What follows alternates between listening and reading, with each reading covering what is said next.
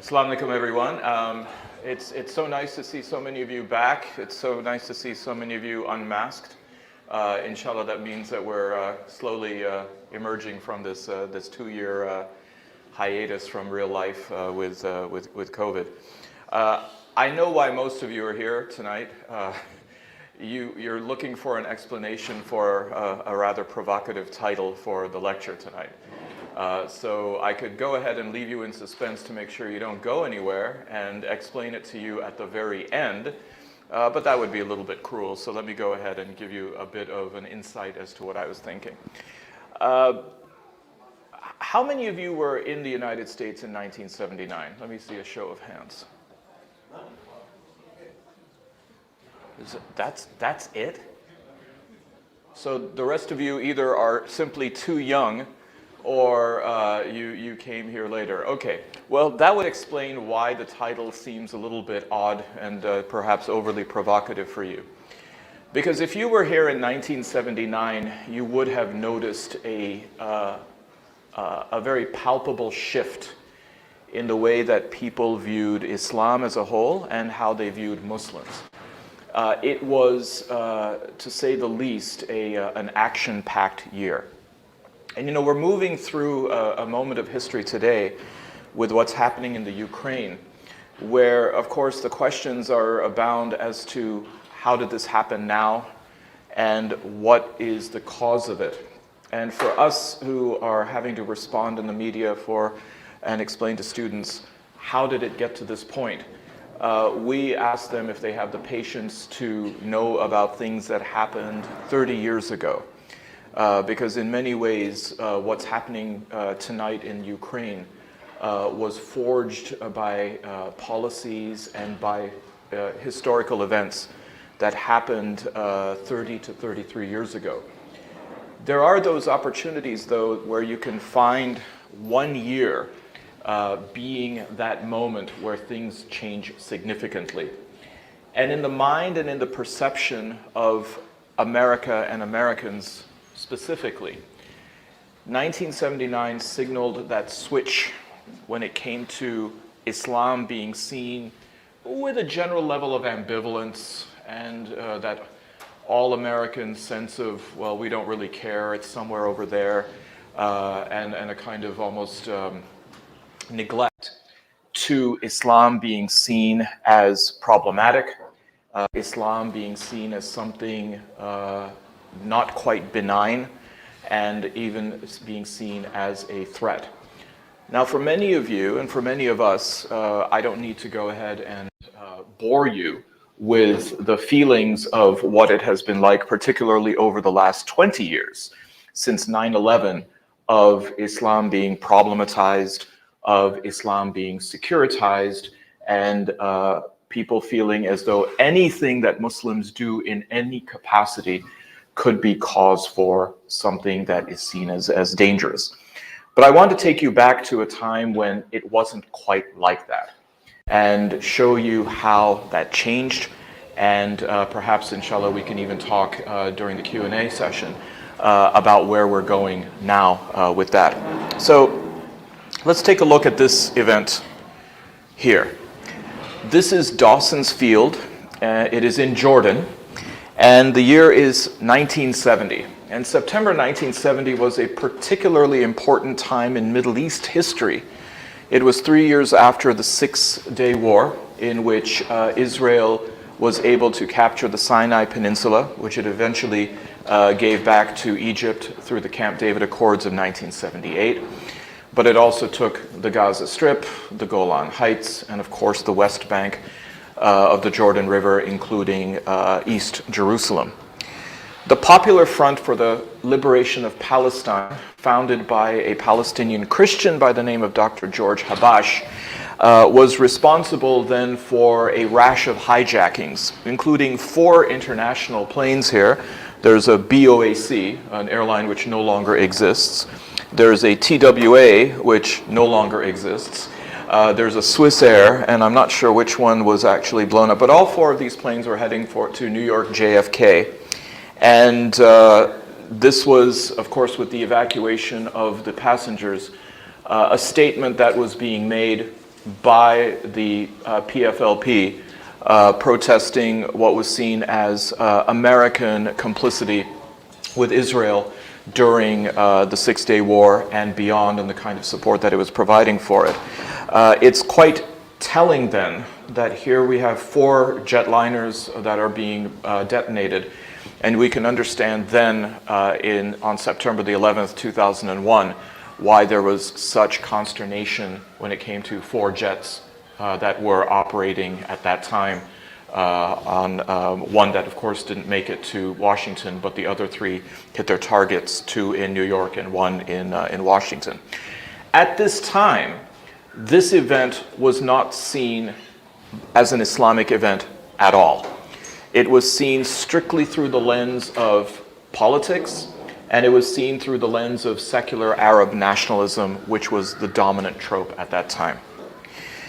Following that, 2 years after, was at the Summer Olympic Games in Munich, West Germany, where the Olympic Village, which houses the Olympic athletes during the time, was stormed by Palestinian extremists who then captured or took hostage athletes as well as coaches from the Israeli national Olympic team.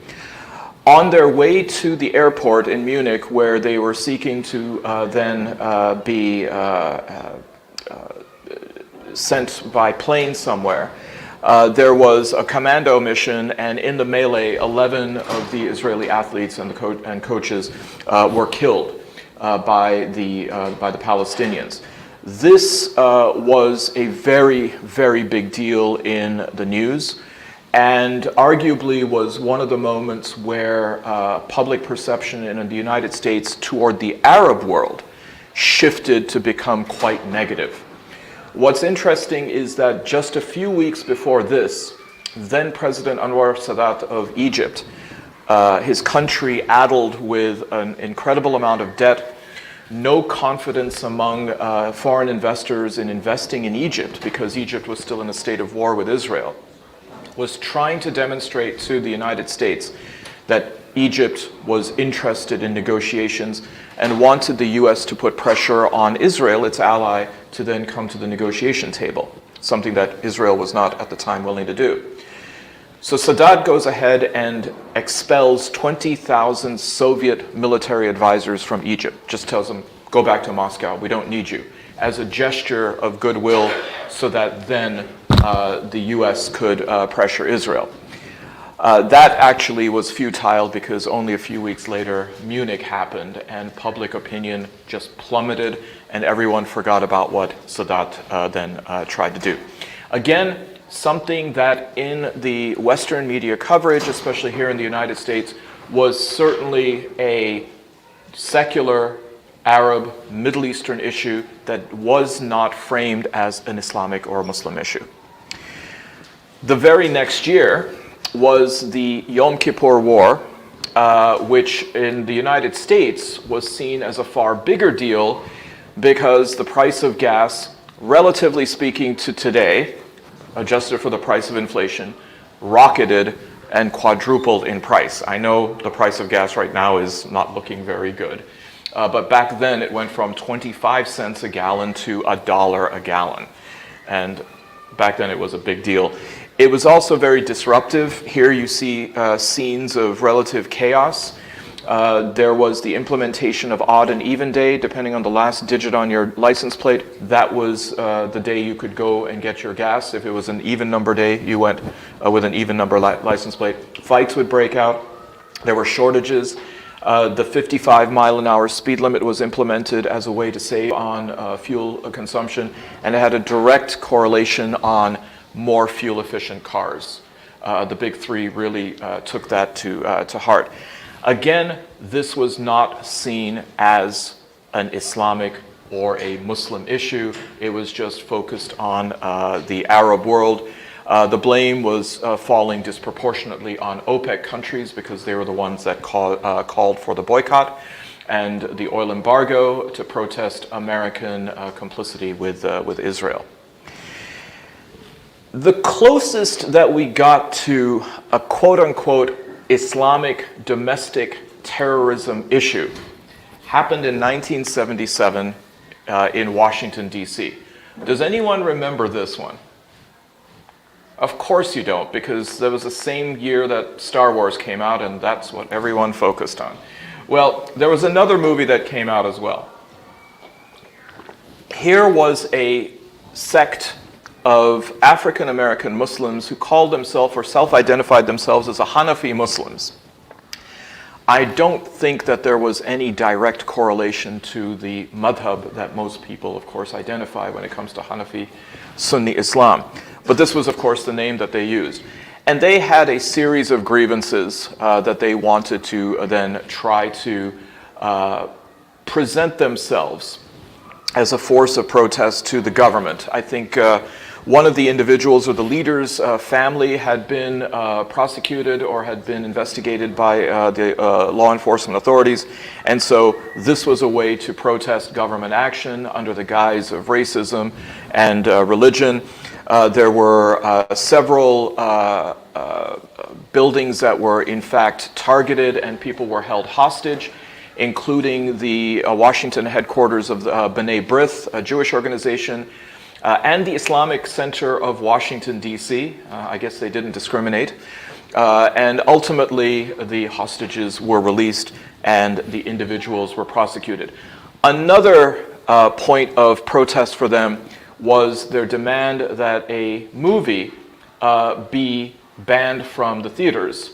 A movie that had come out by the director Mustafa Akkad, known as The Message.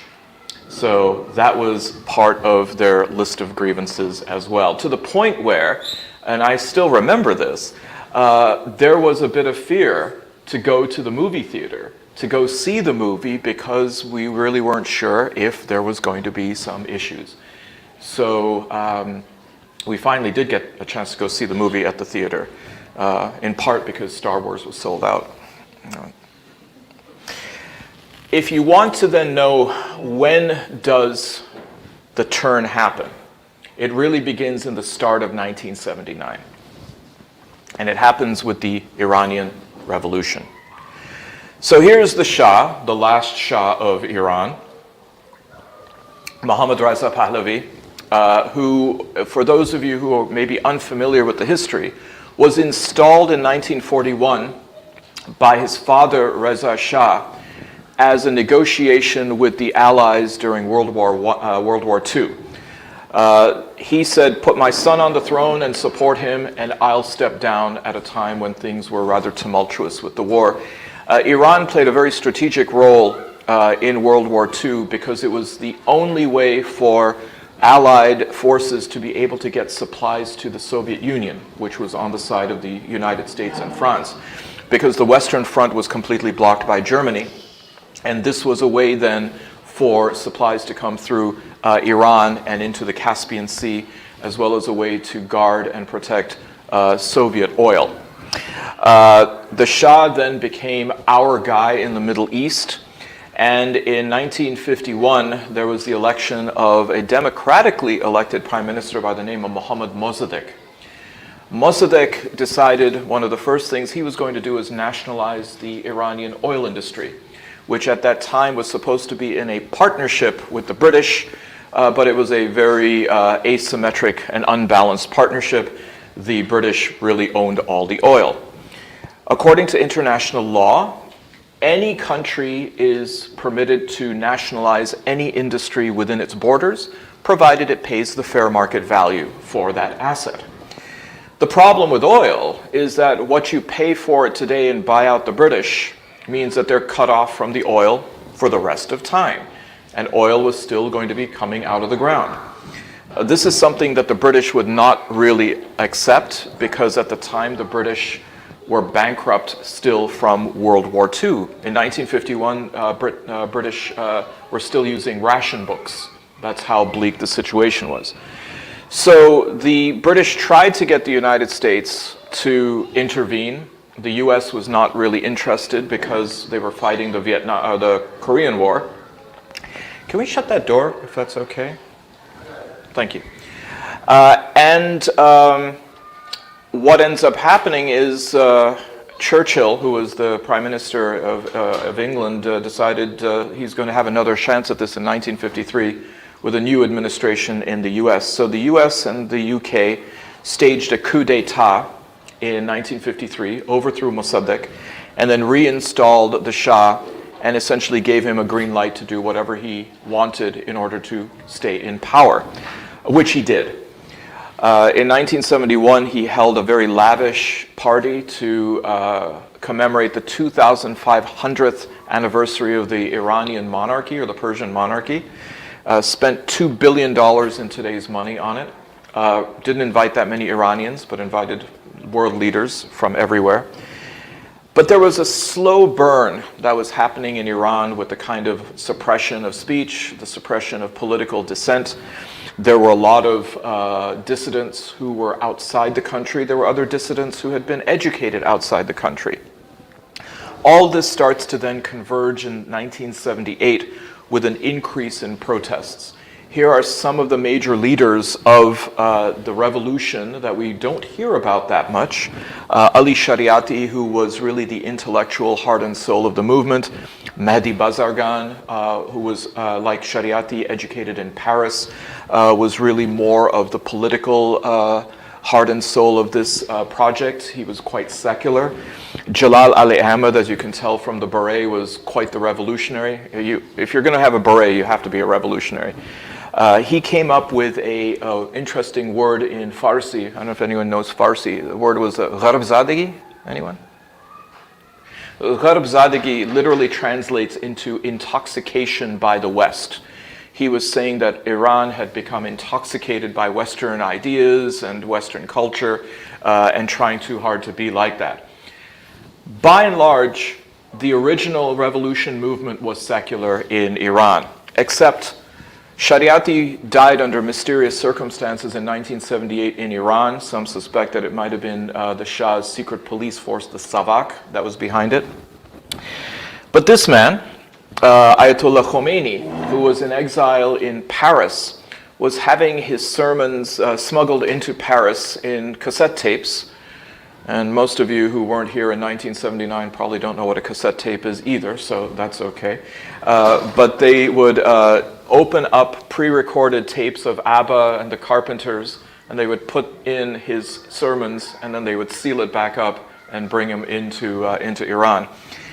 And the movement started to become much more Islamic in its rhetoric. I would argue that in many ways that wasn't so different than what you saw with Gandhi's rhetoric in India. The whole notion of invoking ahimsa, satyagraha.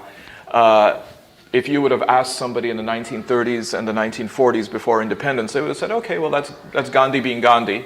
They didn't see it as a threat, and certainly it didn't look anything like what was the rhetoric coming out of RSS or others.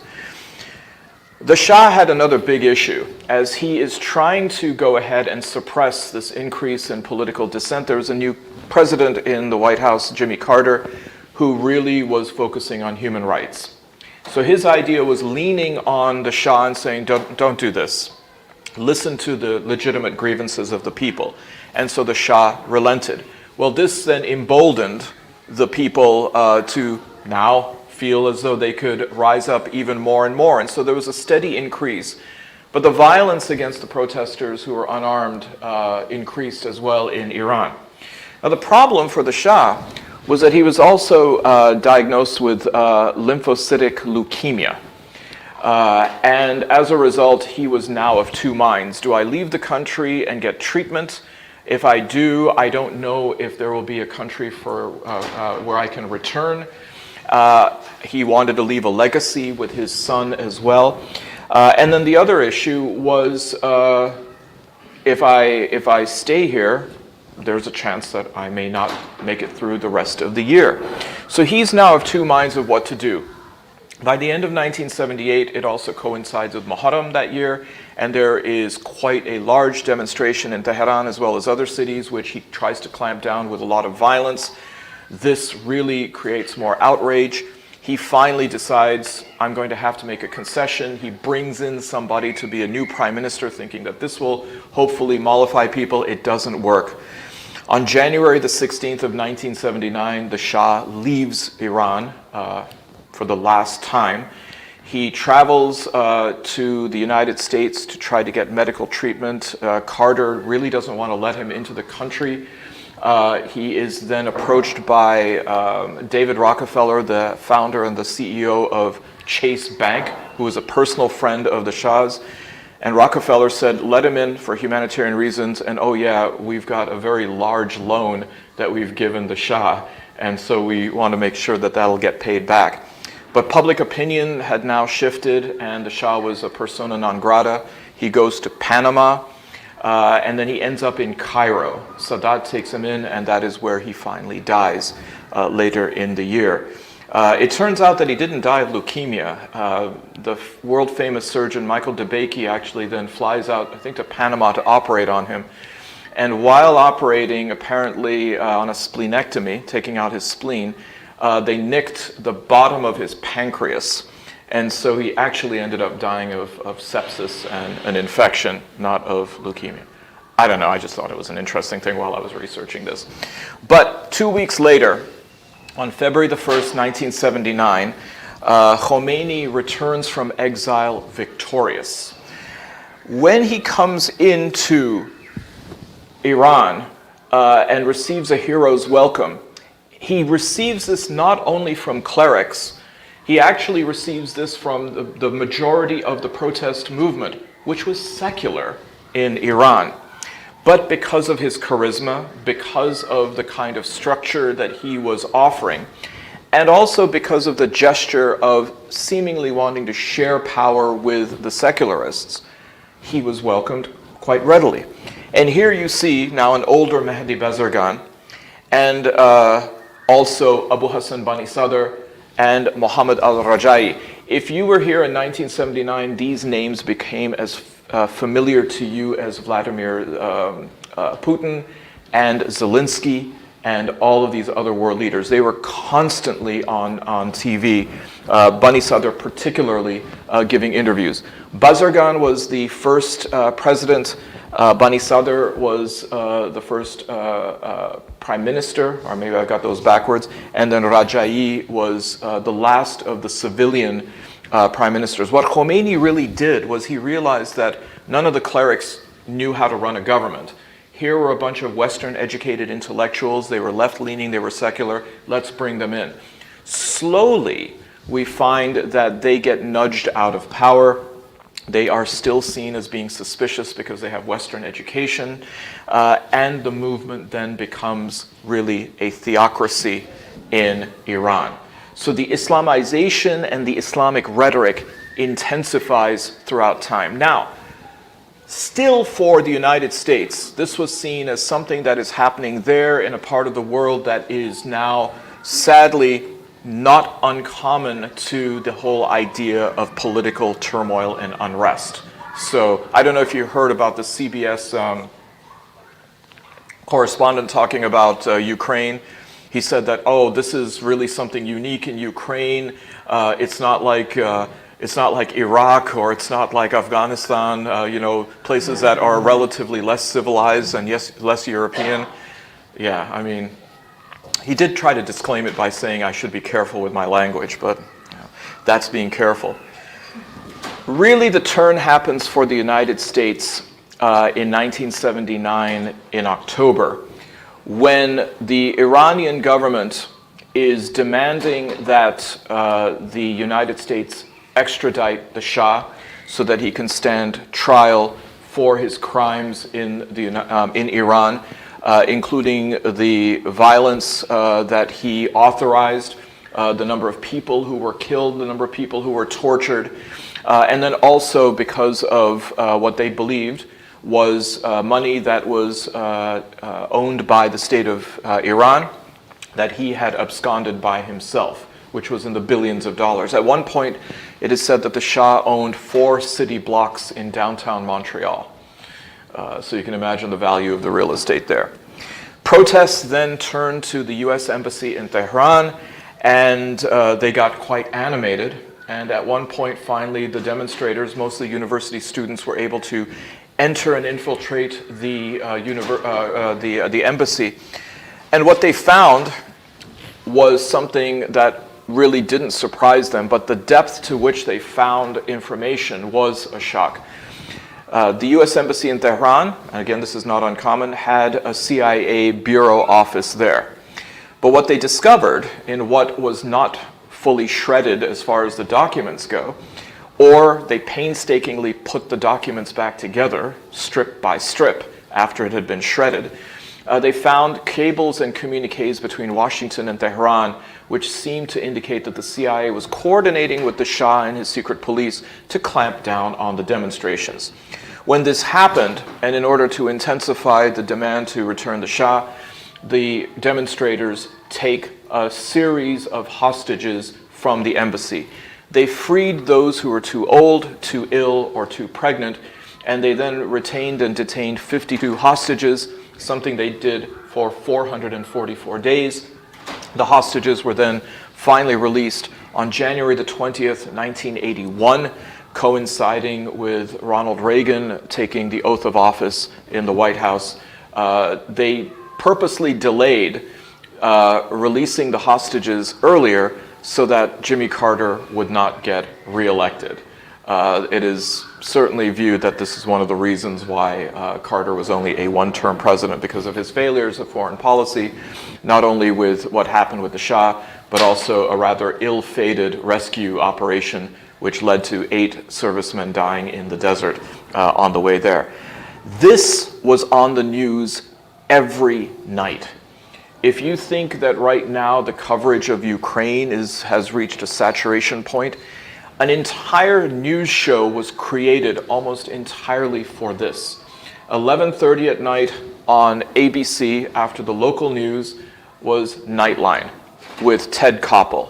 And every single night it would start, America held hostage, day 145 of the Iranian hostage crisis. This was now just simply getting beaten into the American consciousness. And you can imagine the scenery. Here you have an American serviceman, and also it looks like a civilian from the US Embassy with their hands behind their heads, being detained, people scaling the US property, the embassy. But perhaps more importantly, seeing a man who looked like this every single day as being the embodiment, the personification of the revolution. It is something that had not existed back at the time of the airplanes being blown up by the PFLP, by the Munich Olympics incident, by the Arab oil embargo, by even the Hanafi Muslim siege of Washington, D.C. There was nothing so identifiably Islamic about those. But this became unavoidable. It became inescapable. And there was no distinction between Sunni and Shi'i. He was identified as a Muslim, worse, a Muslim who never smiled, and one who therefore was a threat. It's rather interesting as far as the framing of these things. I mean, there are certainly photos out there of Khomeini smiling. You just never saw them on American media. It's not unlike, for those of you who are from South Asia, which looks like everybody, that pictures of Muhammad Ali Jinnah. British propaganda would never allow for a photo of Jinnah smiling to be shown. He was always scowling, as was also depicted in the 1982 Richard Attenborough movie, Gandhi. So again, these images become very important. So here's, again, images of demonstrations, the desecration of the American flag. Every protest that was shown on American TV had people wearing the chador, the hijab, the burqa, yelling, "Bang, bang, Omrika," death to America, as a kind of a mantra. So the imagery that then conflated Islam with militant protest, violent protest, and animosity toward America then is forged here.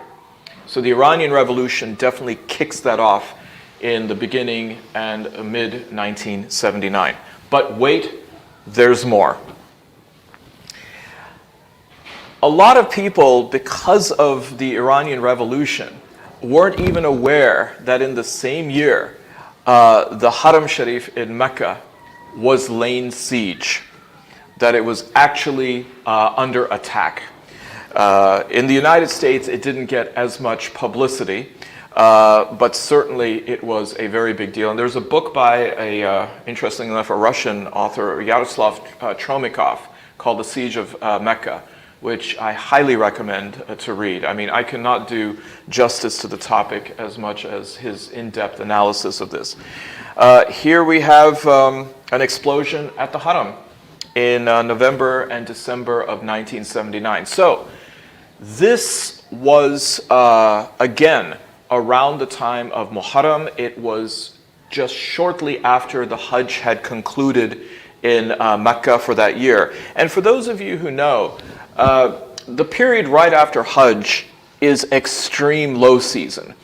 They like it that way because, of course, they're ferrying out all of the Hajis, but they also then need to clean up this rather large enterprise that's occurred, not only in Mecca, but of course in Mina. I mean, just imagine 2-3 million people, the amount of garbage that has to be evacuated alone. And it was a perfect time for a movement of discontent to then take charge. And so here we have Juhayman al-Otaybi, who was a Bedouin. He came from a Bedouin tribe, and in fact, his grandfather was somebody who would go on the ghazw, or the raids, with the founder of Saudi Arabia, Abdulaziz al-Saud. They were both from the Najd, and Bedouin culture is such that they forge very, very strong bonds among them. Otaybi was also a student of Sheikh Abdullah bin Baz. So as far as his pedigree and as far as his credentials from both culture as well as religion, he ticked off all the boxes, and he also served in the Saudi National Guard, which is something that a lot of Bedouins would do. Very patriotic, very tribal, and also the whole idea of getting trained. They themselves are already trained and adept at shooting and archery, so why not go ahead and put it into operation for the kingdom? But he was also a preacher. He was quite charismatic. I know that here it doesn't seem that way because, I mean, he's been captured. But he represented a bandwidth of Saudi society that was becoming disillusioned with the royal family. This was the 1970s. And does anybody remember sort of the stereotype about Saudis or Gulf Arabs around that time? What were they? Very rich. Very, very rich. Made more so because of the 73 oil embargo. But what about their hobbies? They had many Western type hobbies. Yes, Brother Kamran is being a bit more euphemistic. There was the stereotype of the rich Arab sheikh at the casino in Monte Carlo. That was, of course, a very big one with champagne flowing, people beyond the 4 prescribed wives, shall we say. This was something that was not exactly outside plain sight. It was something that was on display in places like London, especially over the summer, in Paris as well. And so the whole notion of the royal family presenting itself as the custodian of the 2 holy mosques was seen then as a major disconnect for these followers of Otaybi and Otaybi himself, to say that, wait a minute, what's going on? How can these people present themselves? They owe more to Islam and they owe more to the kingdom.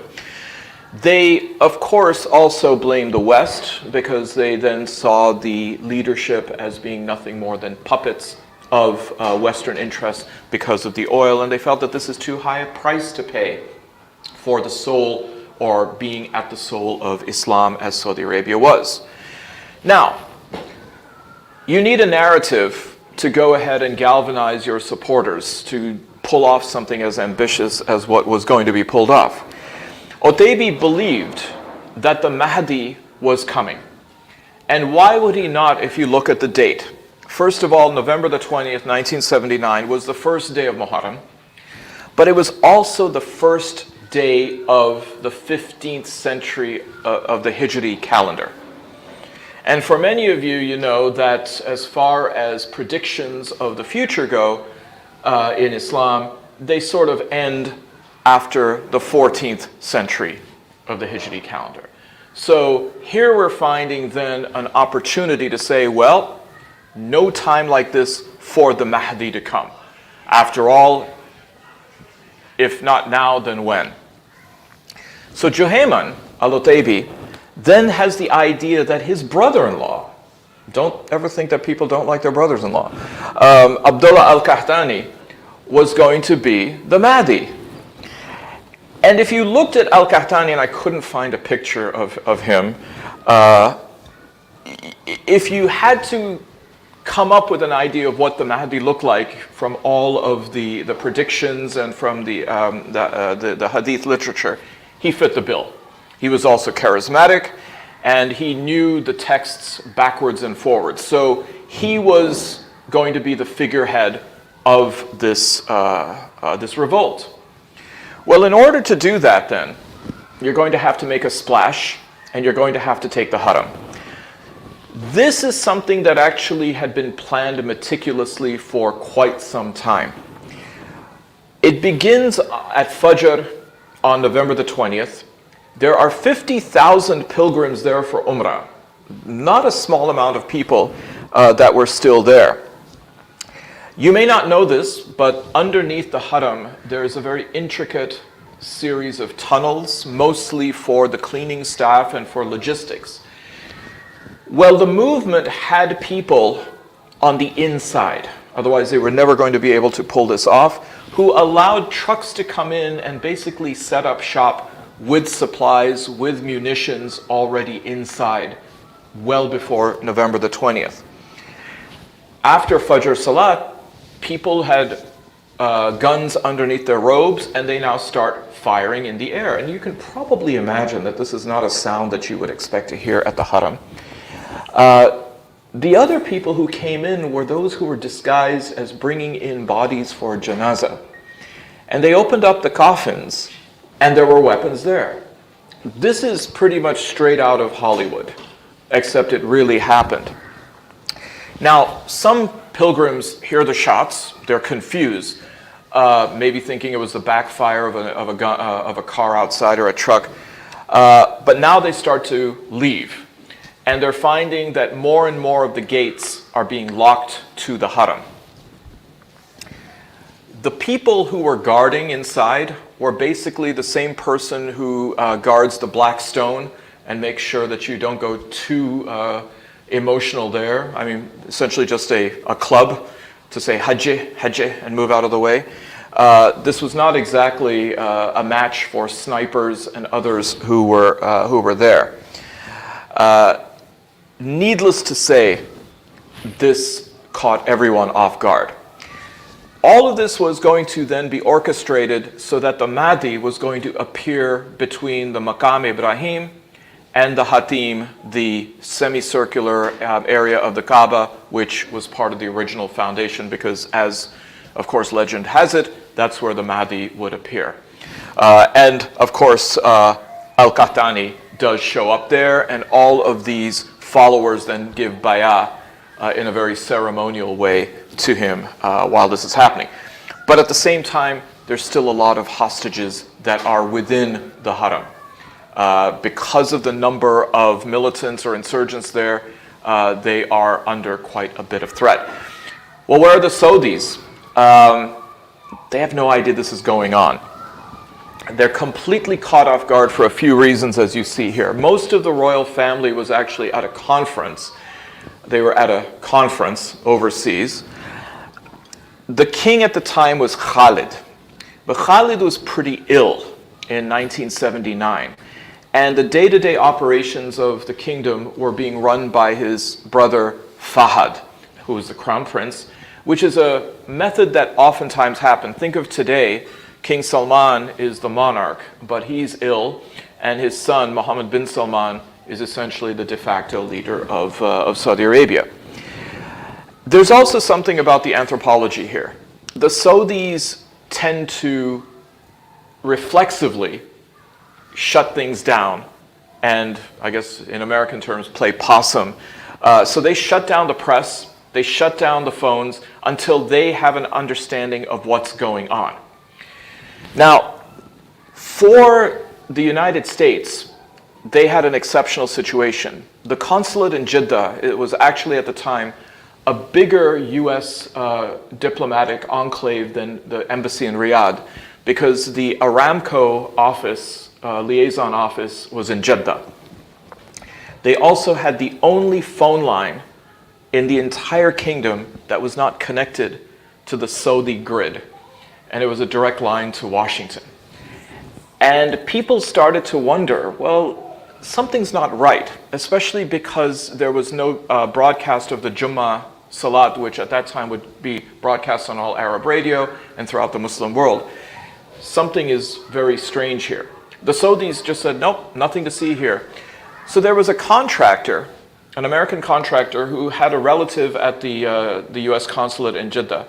So he flew in a helicopter, because he was working in construction, over to Mecca to go ahead and see if he could get an idea. And you're probably wondering how he got into Mecca as a non-Muslim. He would take the Shahada before leaving, so he would be a Muslim by the time he gets to Mecca. And by the time he got back to Jeddah, he would de-Shahadify himself. There's a fatwa for everything. The Saudis then had to be informed by the US government that your holiest site of Islam is under siege. And their reflexive action was to say, it must be Khomeini. It's got to be the Iranians, for two reasons. One, because there was a legitimate perception by the Saudis that Khomeini was going to cause trouble in Saudi Arabia. 30% of the eastern side of Saudi Arabia is Shi'i, so they thought this was going to be a bigger movement.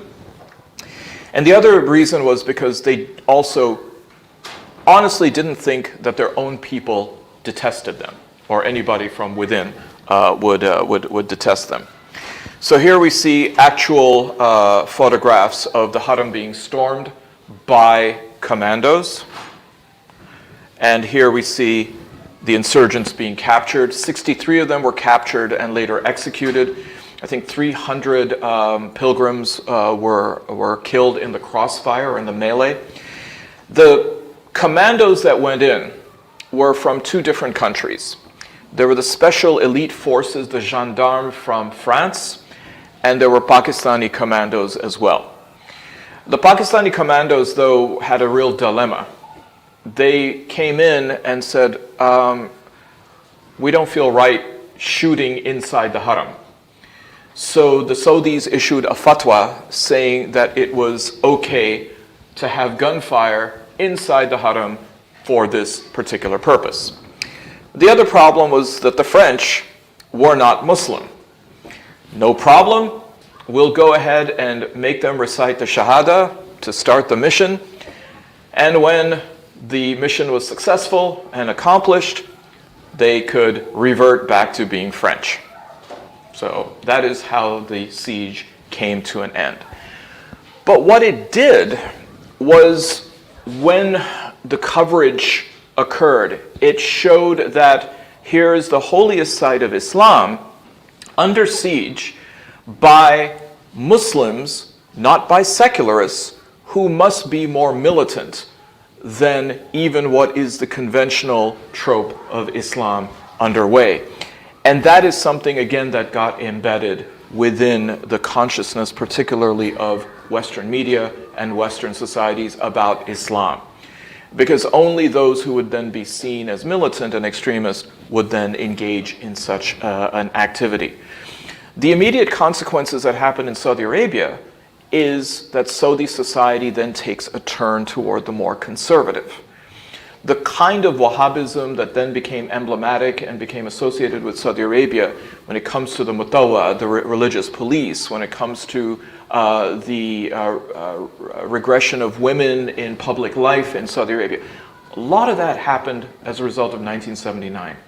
It was a negotiation of the Saudi monarchy to not these militants, because, well, they were all killed, but the next level of conservative Wahhabi clerics to say, okay, we hear you. You go ahead and have a little bit more control over domestic social policing in Saudi Arabia, and in return, you can look the other way from what we might be doing. So it became a kind of a don't ask, don't tell relationship between the clerics or the ulama and the monarchy in Saudi Arabia. It was one of the reasons why, especially during the Arab Spring, you heard so many fatwa coming out of the ulama saying that it's haram to even protest the monarchy. Okay? So now that's two big stories that happened in 1979 which are starting to shift things. The third one, yes? How long was the Mecca siege? I think it was 3 weeks. Yeah. Do you remember it? I was too small. Oh, okay. That's no excuse. I mean, come on. I never heard of it. Never. Really? You know what, though? You're not alone. How many of you had heard about the Siege of Mecca before that? Yeah, it's because I talked to all of you. Yeah, okay. Probably because it was more prominent in the television of the Muslim country than Oh, so now you're saying it was actually a benefit not to be in America. Yeah, you're right. Yeah. Because for us it was just Nightline. Yeah. Well, the other one, which of course then is related to the former one, is Afghanistan. So here you have Afghanistan, and Mukim, this is for you. I updated the slide. I know it was there was some issues with it last time, but yeah, you were wondering about the literacy rate. It's 43% in Afghanistan. So to understand Afghanistan's turn, 1973, there was a monarchy, pretty secular country. You had King Mohammad Zahir Shah, and the president was Daoud Khan. But there was a coup in 1973 to depose the king, where then Daoud Khan comes into power. Another coup happens only 5 years later.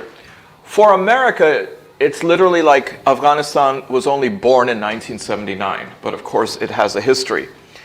When the second coup happens in 1978, the Saur Revolution, you now have a socialist government coming in, one that is leaning toward Moscow.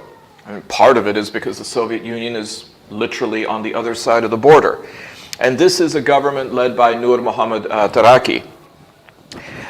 In December of 1978, the Soviet troops come in, and in many ways you have to understand this within the broader backdrop of the Cold War. Similar situations were happening in North America in places like Nicaragua and in Guatemala and other places where the United States and the Soviet Union were fighting proxy battles for their influence in regions. So here is an example of the Soviet Union using that same attitude to then go into Afghanistan. Something that the Soviet Union had always wanted was better access to warm water for shipping and for supplies. The Soviet Union, although it's a very large country, 11 time zones, is rather handicapped by its access to warmer water. The Baltic Sea is too far north. Half of the year it is iced over, and it takes forever to get to the Atlantic going through the Scandinavian countries. Vladivostok is on the eastern side, but the Soviet supply chain within the country by train and by truck was really primitive. The highways through Siberia weren't that great, and again, the weather in the winter is impassable. So the only options then are the Persian Gulf, the Arabian Sea, or the Black Sea into the Mediterranean. The problem with the Black Sea and to the Mediterranean is it was Turkey, which was, of course, and still is a NATO ally or a NATO member. And so the chance of opening up a new theater of access was very tantalizing and tempting for the Soviet Union. A new prime minister comes in, Dr. Mohammad Najibullah as well, and Afghanistan seems to be more and more leaning toward the Soviet sphere of influence. When it seems as though that might be under threat, the Soviet Union comes in on the request of the Kabul government, and we have the Soviet-Afghan War.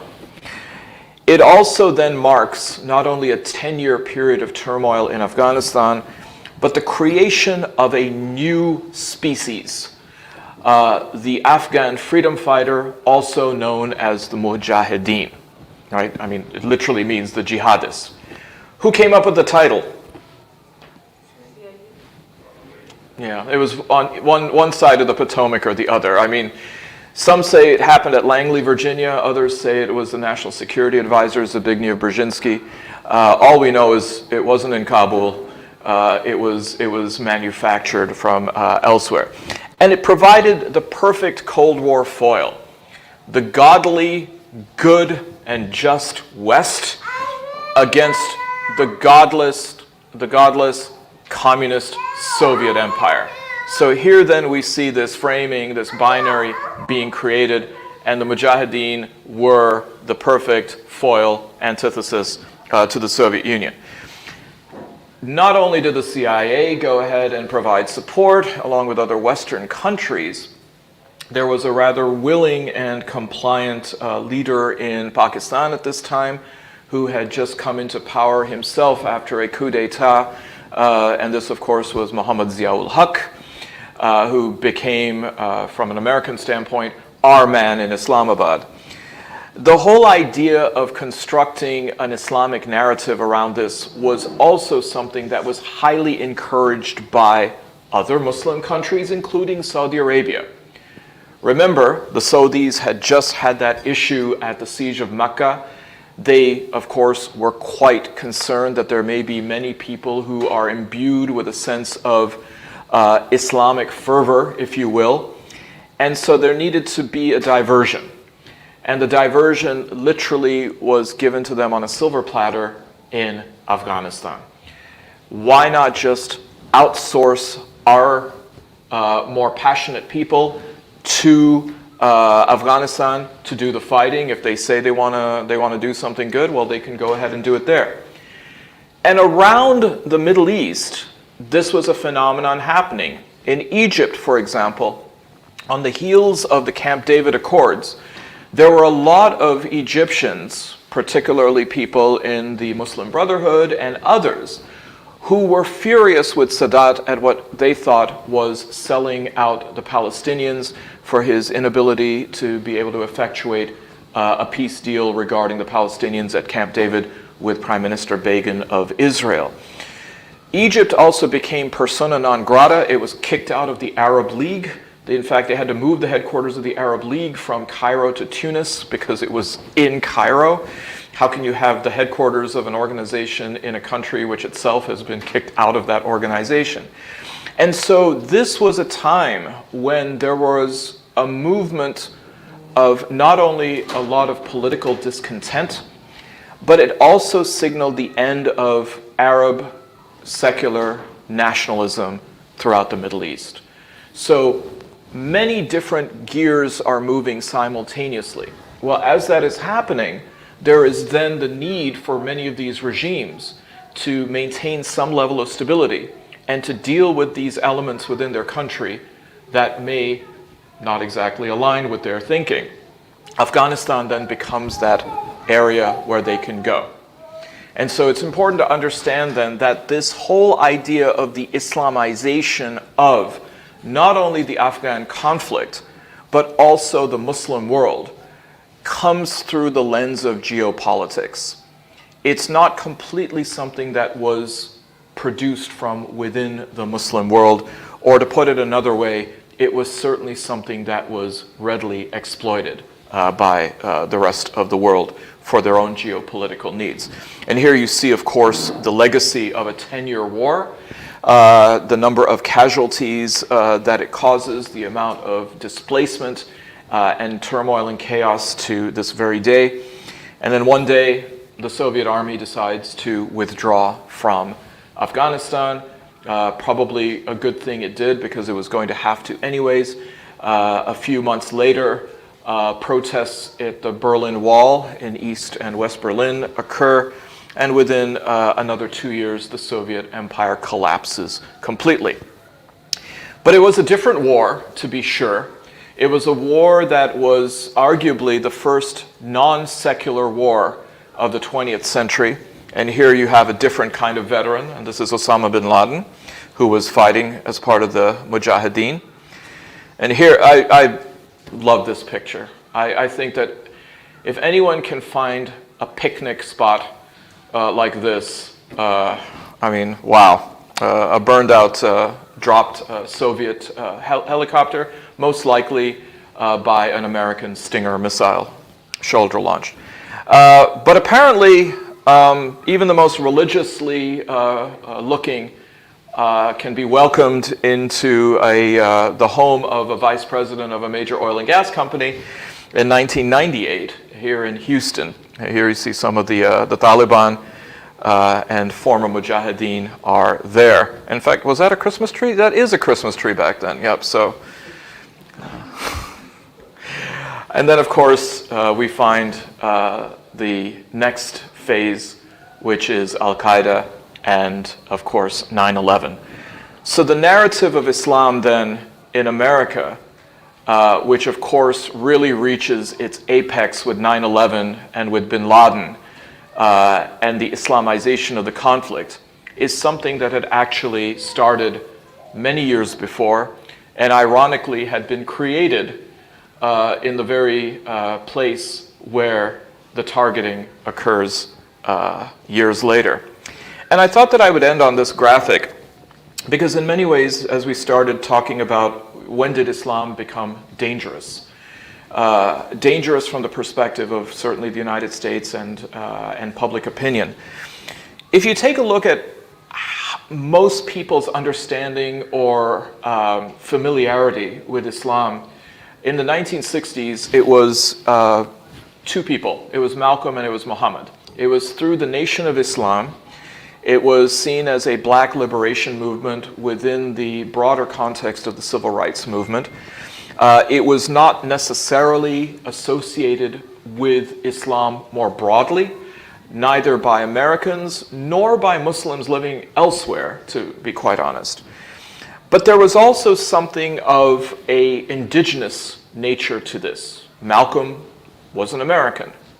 Muhammad Ali, formerly Cassius Clay, was an American. Their being black was something that was either complementing their Islam or in many ways superseding their Islam.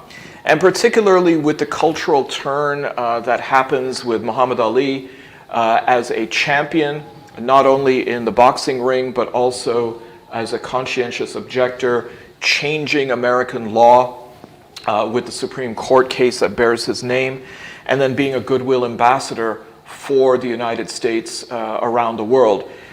He certainly put on a much more agreeable, relatable face of Islam.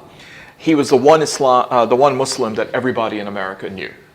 He made no apologies about it. He made no avoidance of it. He would actually do dua in the corner before going out and fighting.